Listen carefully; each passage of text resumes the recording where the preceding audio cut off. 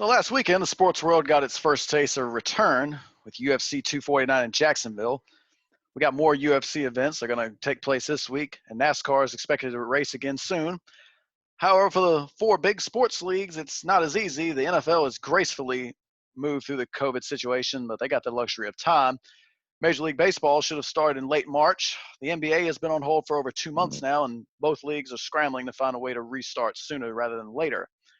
So now Major League Baseball is roughly shooting for July 4th with an 82-game regular season, and they'll have an expanded playoff field with 14 teams. Meanwhile, the NBA is expected to drop a decision in the next few weeks with a wide range of possibilities from canceling the season to playing all the remaining games at a single location. So the question here is, which league is under more pressure to get back and why? Well, first I want to caveat by saying both leagues probably, but listen, it's the NBA and this is not even close. It's the NBA by a mile. The NBA is more popular. It generates more money. And the NBA actually got its season suspended while it was in season, which, it affected all parties that's involved in the NBA machine. I think the likes of the MLB, the NFL, the NCAA football, they all caught a break when it comes to preparing for the COVID-19. Because it's a lot easier to prepare for something before the season than it is during the season. So I think they caught a break. They can adjust. I like to like it to some leagues was proactive. That's where MLB is right now. And then some leagues was reactive. And that's where the NBA is right now. It is what it is. You pay a lot of people a lot of money to figure that out. But it's definitely the NBA, especially if the NBA cannot figure out how to carry on the season with a playoff. If they don't play a playoff, are you kidding me? The NBA might not play a playoff, and we all know the playoffs is big business for any sport. That's big business. So to not be able to play a playoff, that is going to have huge implications for next year and the year after and so on and so forth, where the MLB, they, like I said, they get a break. So they already made some adjustments due to COVID-19. Hey, we're not going to play 100 and whatever games. We're going to play 82. Hey, we're going to let more teams into the playoffs. They can adjust as the months go by. They could just keep adjusting until opening day. Get your popcorn ready, folks.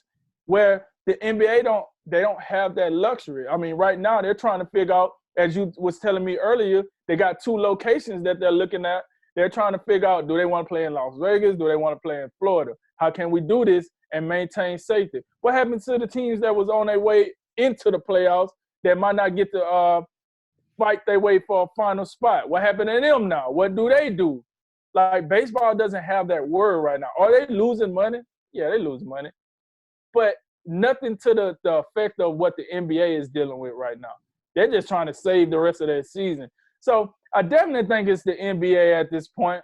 But like I said, I think the MLB, they are dealing with all the sports leagues in general are dealing with some problems. But listen, the MLB ain't worried about their playoffs getting canceled yet. They ain't worried about not seeing the season at all, whereas the NBA is. And like I said, the NBA is. Don't take this as a slight to baseball, but the NBA is more popular than Major League Baseball. Let's be serious here. If you took a poll right now and you said, which sport do you want to see come back out of the NBA and MLB, it'll be hard pressed for me to believe that MLB will win that conversation. America pastime, I got it, but the NBA is a lot more popular. People want to see the NBA a lot more. They got the stars. The best player in MLB is possibly Mike Trout. And you couldn't tell me what Mike Trout looked like if he walked in between the screen right now. Whereas you got these stars in the NBA, they can't even go outside in their front yard and pick up a newspaper. So we know that, it's not an even balance in between the two sports. So with all that said, the NBA is under more pressure, and I hope it come back. Yeah, just a quick point on the Mike Trout piece. you might recognize Mike Trout if he was in the playoffs, but Angels don't have a habit of getting there, so maybe that's part of the issue with that. But yeah, I completely agree with you in this sense. The pressure here is on the NBA, and I think it'd be a black eye for the league overall if March 11th was the end and the Rudy Gobert test is our lasting memory of this NBA season, and there's just no champion. It's just a suspended season, and it's we know the NCAA tournament was canked, and that's tough to hear. That's still tough to swallow. But I mean, those are still college students at the end of the day. These are professionals, and they get paid to do this. So I mean, this would just be it's hard to imagine that the season not getting back in some way, shape, or form, based on a board of governors meeting that they had this week. That I think there's some positive energy now that this will get back underway. They're going to figure this out. They're still going through details. There's still some planning and studying that's going on. From what I've gathered, 22 of 30 NBA facilities will be open by Monday. That's certainly got to be a positive step in the right direction. But and this is something I've talked about pretty much the entire time. This is going to be all about testing, because you got to ensure the safety of your employees.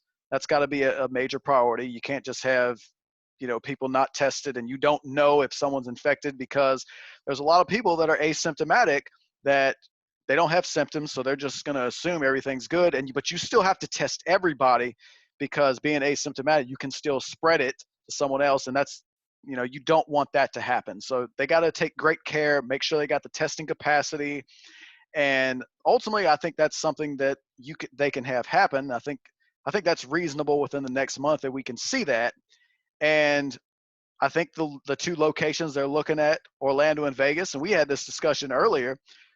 I don't know if this is something the NBA is entertaining, but perhaps Eastern Conference teams play your tune-up games in Florida and your playoffs. You could have the entire Eastern Conference playoffs in Florida, and the Western Conference could have Vegas.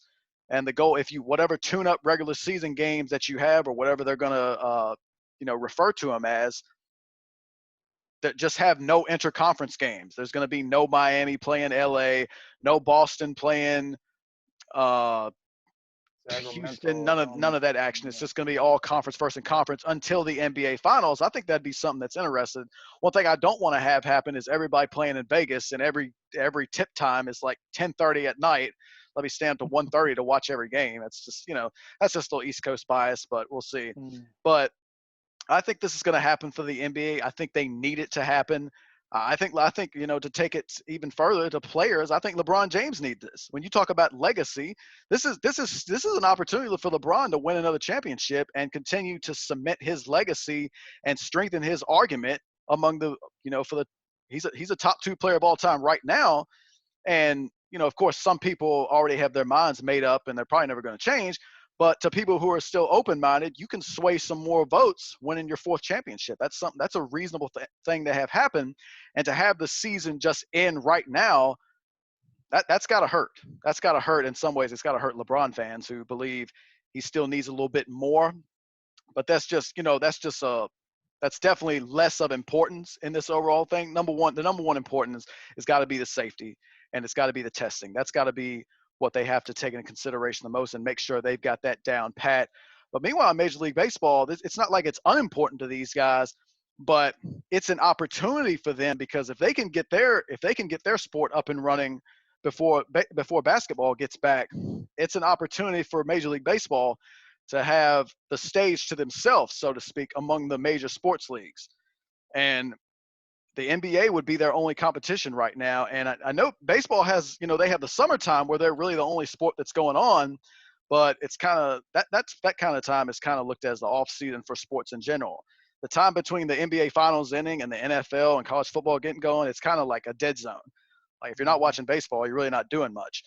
But this is a real chance for Major League Baseball, because you talk about the words pent-up demand are getting used more and more frequently in terms of the economy. There's pent-up demand right now for sports.